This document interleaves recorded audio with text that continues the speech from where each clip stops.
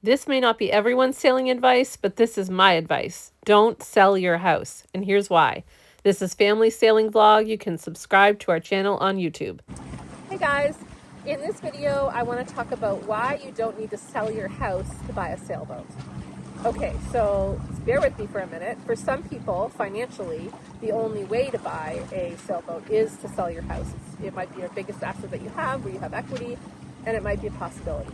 But for other people, there may be different ways of making this happen. Maybe you've paid your house off already, and you could get a line of credit against your house to help finance the sailboat. Or maybe there are other ways that you could do this. In my case, if I had to sell my house before we bought a sailboat, I don't think we would have ever bought the sailboat, because I wasn't sure that I wanted to be on the sailboat all the time. I wasn't convinced that we were going to be liveaboards, and we haven't become liveaboards full time. We cruise when we can. We've cruised for 10 months at a time. We've cruised for a weekend at a time. So depending on the situation, we're more flexible. But for some people, the idea that you have to sell it all and move onto your boat and live on your boat full time, that is nothing against the people who do that. That is absolutely a great opportunity, and it is a great lifestyle. But that lifestyle just wasn't for me. And if my husband had tried to convince me to do that, to put all my chips into the boat, this would have been a very different story, and I wouldn't be here talking to you about sailing, because that was not my dream, and that was not going to happen. Let's put it that way. So having that flexibility to think about what we can do to make this dream work together, and why you don't actually have to sell your house. Maybe it means buying a smaller boat or a different type of boat. Maybe it means downsizing your house. In our case, we've done all of those. We bought a different boat than we originally wanted, because we couldn't afford to buy a brand new, really high-end catamaran that was amazing. So we bought a smaller catamaran that was maybe even a little too small for a 6-person family, but we were going to make it work. We also didn't sell our house, and that was really important for me not to do that. And we did have to get some financing originally to get the boat, which was challenging, but we made it work. And then lastly, we've also downsized. So since then, we have moved to the Maritimes to live closer to where the boat is, and we rent out our other home as income.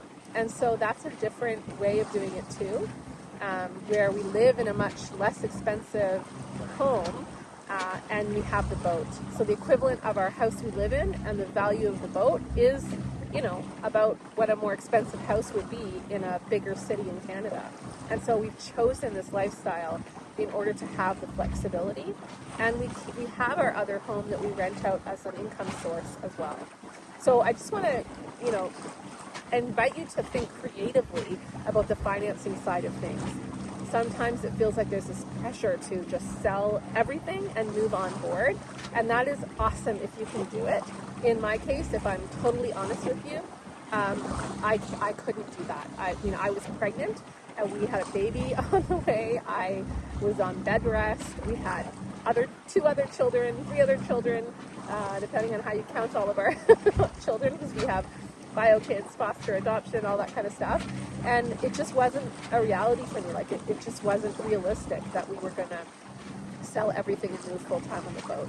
And yes, I'm not a liveaboard, and so that definitely makes me a little different than some of the sailing families who are. But this is what works for us and for our family. And so I think what matters is that we can get on the water quite a lot. And if you are able to adapt your lifestyle, like I can work from the boat too. I remember in the Bahamas, I was doing bookkeeping from the Bahamas.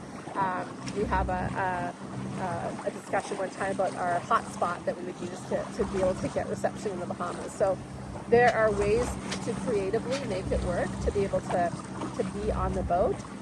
But it doesn't have to always involve just selling your house. And it might involve changing where you live, but you might need to keep a place on the ground and a home. So I just wanted to throw that out there as an idea, because for some people, the thought of no security at all in terms of having a place to live, a place to grow old, that's on land, it would be too intimidating for some people, and I'm one of those people.